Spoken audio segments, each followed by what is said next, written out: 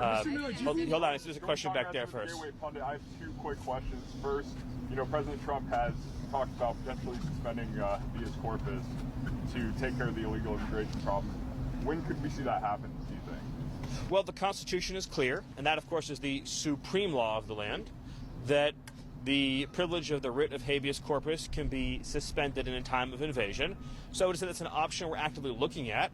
Look, a lot of it depends on whether the courts do the right thing or not. At the end of the day, Congress passed a body of law known as the Immigration and Nationality Act, which stripped Article III courts, that's the judicial branch, of jurisdiction over immigration cases.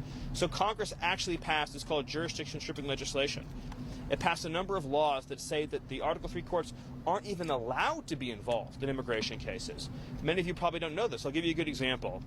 Are you familiar with the term temporary protected status, or TPS, right? So by statute, the courts are stripped of jurisdiction from overruling a presidential determination or a secretarial determination on TPS when the Secretary of Homeland Security makes that determination.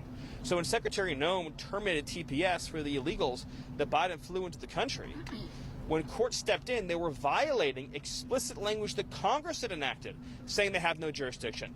So it's not just the courts aren't just at war with the executive branch. The courts are at war, these radical rogue judges, with the legislative branch as well, too. So all of that will inform the choices the president ultimately makes, yes.